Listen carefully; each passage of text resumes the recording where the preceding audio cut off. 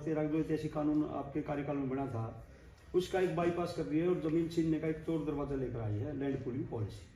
Land pooling policy में विकास का नाम ऐसे दिखा दिया लोगों को कि विकास के भागीदार बनो और अपनी जमीनें दे दो। और आज़ाद भारत के ही नहीं, मतलब मैं तो कई बार कहता हूँ गुलाम भारत के इतिहास का भी सबसे बड़ा फ्रॉड किया इन्होंने। उन शर्तों पर किसानों का रजिस्ट्रेशन कराना शुरू कर दिया 2019 से, जो शर्तें किसान के पास है ही नहीं। आपत्ति सुझाव डीडीए ने मांगे, हमने लिख के दे दिए। 5000 से ज्यादा किसानों को हमने साइन करा के दिए डीडीए में। जन सुनवाई में हम गए, सब बट्टे खाते डाल दिया कूड़ेदान में और रजिस्ट्रेशन खोल दिया कि भाई किसान अपना स्वेच्छा से विकास के भागीदार बनो। और 70% की जो सहमति का कानून आपने बनाया था ना कि एक अधिग्रहण में, उसका मतलब उसको दूसरे तरीके से पेश कर दिया कि जिस सेक्टर में 70% की सहमति आ जाएगी हम उसमें काम शुरू कर देंगे।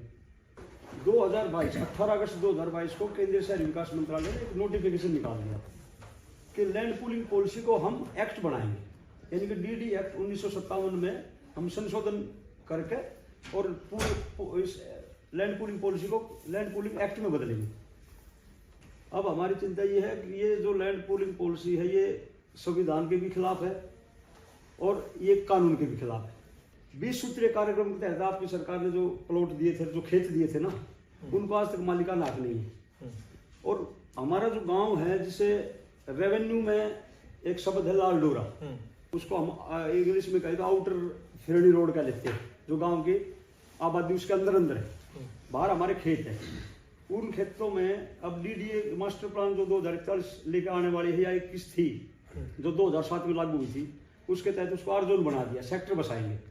दिल्ली में कह रहे हैं आबादी बहुत ज्यादा होगी तो हम यहाँ पर आवासीय इकाई बनाएंगे। बट उसमें एक बात बताइए, उसमें आपकी जमीन का दाम बढ़ेगा नहीं? देखो जी, उसमें थोड़ा वो तो फायदा होगा आपका प्रश्न बहुत अच्छा है, लेकिन मोनोपोली कर दी सरकार ने।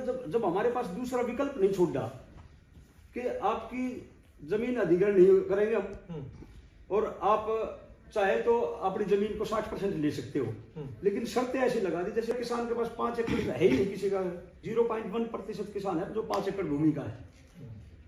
तो उस पर दूसरी शर्त है वो ऐसी लगा दी जैसे, तो आपकी जेब में डेवलपमेंट चार्ज 20 करोड़ रुपए होंगे तो ही आप सेक्टर में जमीन ले पाएंगे। जब बिल्डर को ये पता है कि ये एक भी किसान अपनी जमीन, विकसित भूमि बोलते हैं डीडीए, विकसित भूमि जमीन नहीं ले सकता 60%, क्योंकि ये 2 शर्तों में फेल हो गया, 100% किसान फेल हो गया। तो मतलब फाइनेंशियल रिक्वायरमेंट इन्होंने इतनी कर दी है कि आप उसमें जा ही नहीं सकते।